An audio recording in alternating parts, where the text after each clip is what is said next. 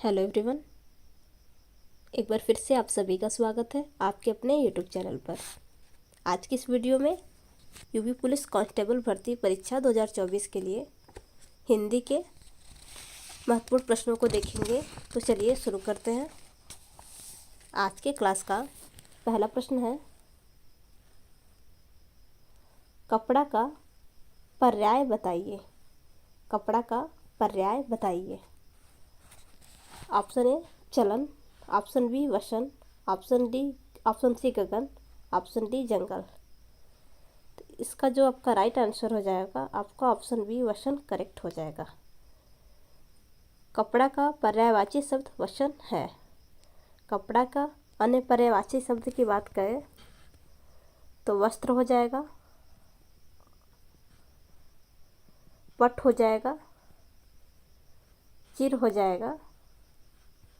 ये सब कपड़ा का पर्यायवाची है। प्रश्न संख्या 2, आकाश का विलोम बताइए। तो आपका ऑप्शन बी करेक्ट हो जाएगा, पाताल। प्रश्न संख्या 3, निम्न में से संज्ञा शब्द है। आपका ऑप्शन ए गंगा करेक्ट हो जाएगा। प्रश्न संख्या 4, शुद्ध शब्द कौन सा है।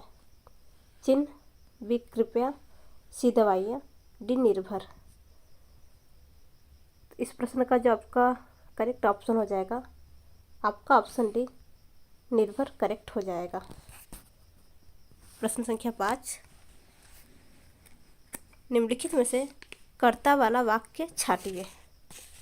निम्नलिखित में से कर्ता वाला वाक्य छाटिए।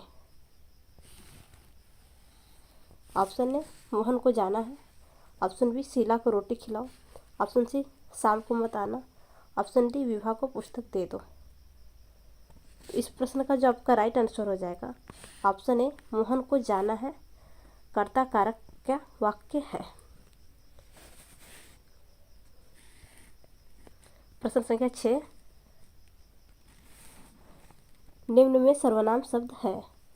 निम्न में सर्वनाम शब्द है। ऑप्शन ए दान, ऑप्शन बी भजन, ऑप्शन सी कुछ, ऑप्शन डी पढ़ना। तो आपका ऑप्शन सी करेक्ट हो जाएगा, कुछ।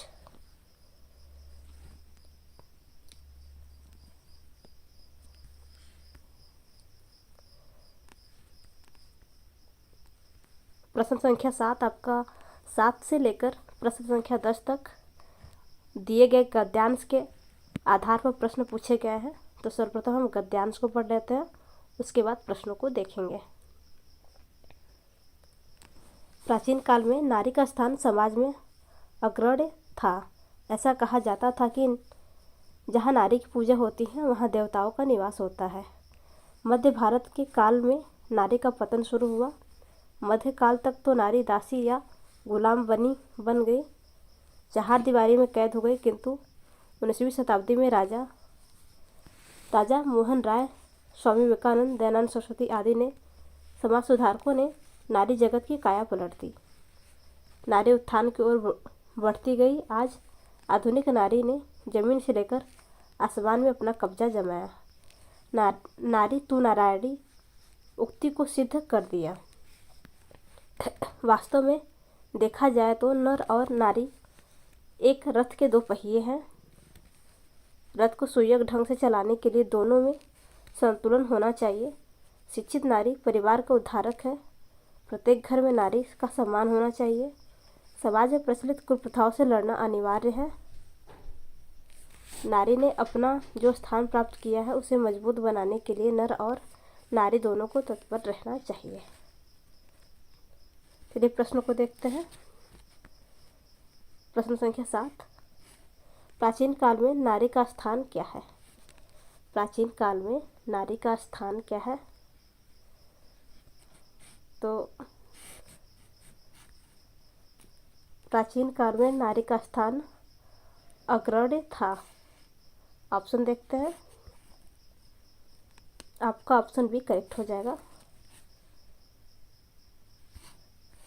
प्रश्न संख्या 8, नारी तू नारायणी की सही व्याख्या क्या है। तो इसका जो आपका करेक्ट ऑप्शन हो जाएगा, आपका ऑप्शन फर्स्ट ही करेक्ट हो जाएगा। नारी नारायणी की तरह पूजनीय है। प्रश्न संख्या 9, देश का उद्धार कैसे होगा? देश का उद्धार कैसे होगा? तो आपका ऑप्शन सी करेक्ट हो जाएगा, नारी को समाज में स्थान देने से। प्रश्न संख्या 10, 7 से 10 तक आपका गद्यांश के आधार पे था। और प्रश्न संख्या 10 से शुरू करते हैं।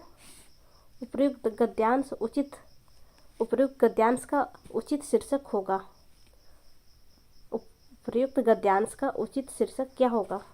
ऑप्शन ए भारत मेरा देश, ऑप्शन बी नारी तो नारायणी, ऑप्शन सी भारत और गरीबी, ऑप्शन डी मेरे सपनों का भारत। तो इसका जो आपका करेक्ट ऑप्शन हो जाएगा, आपका ऑप्शन भी करेक्ट हो जाएगा, नारी तो नारायणी। प्रश्न संख्या 11 से शुरू करते हैं। काकल्य वर्ण कौन सा है? काकल्य वर्ण कौन सा है? तो आपका ऑप्शन सी करेक्ट हो जाएगा, हाँ। जिन व्यंजन ध्वनियों के उच्चारण में मुख गुहा खुली रहती है और वायुबंद कंठ को खोलकर झटके से बाहर निकलती है, उन्हें काकल्य व्यंजन ध्वनि कहते हैं। हिंदी वर्णमाला के अनुसार ह काकल्य वर्ण है। प्रश्न संख्या 12, समीप, छोटा तथा गौड़ के अर्थ में कौन सा उपसर्ग आता है? तो आपका ऑप्शन डी करेक्ट हो जाएगा, उपसर्ग।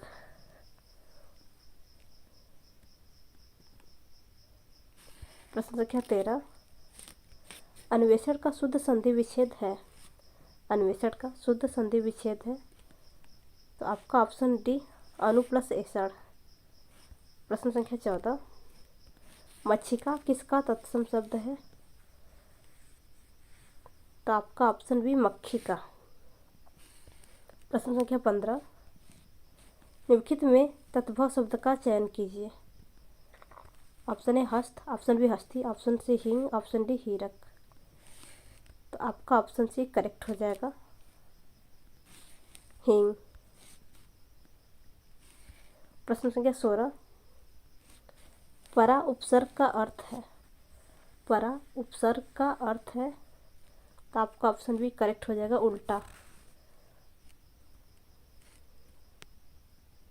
प्रश्न संख्या 17, निम्न में महाप्राण व्यंजन कौन सा है? निम्न में महाप्राण व्यंजन कौन सा है? तो आपका भ करेक्ट हो जाएगा, ऑप्शन सी भ करेक्ट हो जाएगा। भ महाप्राण व्यंजन है। प्रत्येक वर्ण का दूसरा चतुर्थ वर्ण एवं उष्म वर्ण यानी स और ह महाप्राण व्यंजन कहलाते हैं। प्रश्न संख्या 18, निम्न में से अघोष वर्ण कौन सा है? अघोष वर्ण कौन सा है? ऑप्शन ए प, ऑप्शन बी घ, ऑप्शन सी ब, ऑप्शन डी ग। तो आपका ऑप्शन ए करेक्ट हो जाएगा, प। प अघोष वर्ण है।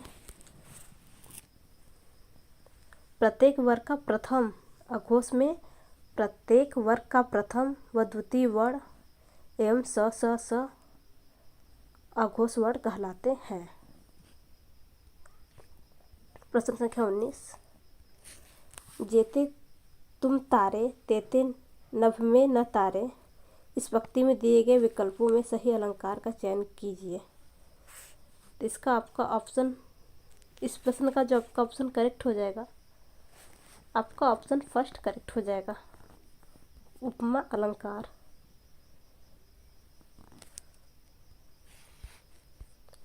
प्रश्न संख्या 20,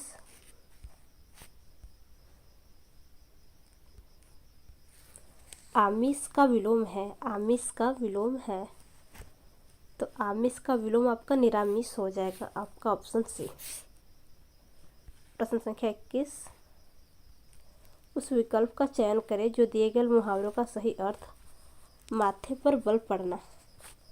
माथे पर बल पड़ना यानी असंतोष प्रकट करना। प्रश्न संख्या 22, उस विकल्प का चयन करें जो दी गई लोकोक्ति का सही अर्थ है। आँख का अंधा गांठ का पूरा। आँख का अंधा गांठ का पूरा। तो आपका ऑप्शन बी करेक्ट हो जाएगा, मूर्ख धनी। प्रश्न संख्या 23, स्त्री शब्द का विशेषण है।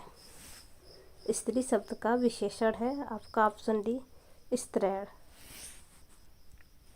प्रश्न संख्या 24, निम्न में से वर्तनी की दृष्टि से अशुद्ध शब्द है। वर्तनी की दृष्टि से अशुद्ध शब्द है ऑप्शन ए अनुसांगिक, ऑप्शन बी आध्यात्मिक, ऑप्शन सी ऐतिहासिक, ऑप्शन डी दायित्व। तो इसका जो आपका करेक्ट ऑप्शन हो जाएगा आपका ऑप्शन सी ऐतिहासिक करेक्ट हो जाएगा। प्रश्न संख्या 25, निम्न में कर्ता कारक का परसर्ग कौन सा है। कर्ता कारक का परसर्ग कौन सा है। तो आपका ऑप्शन बी करेक्ट हो जाएगा, ने। जैसे देखते हैं कर्ता ने, तो आपका ऑप्शन बी करेक्ट हो जाएगा। प्रश्न संख्या 26, निम्न में से ई प्रत्यय से निर्मित शब्द कौन सा नहीं है। ई प्रत्यय से निर्मित शब्द कौन सा नहीं है। तो आपका ऑप्शन बी नगरी करेक्ट हो जाएगा। आपका ऑप्शन बी करेक्ट हो जाएगा।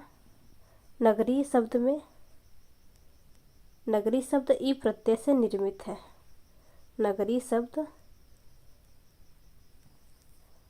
नगरी शब्द में ई प्रत्यय से निर्मित नहीं है, यह ई प्रत्यय से निर्मित है।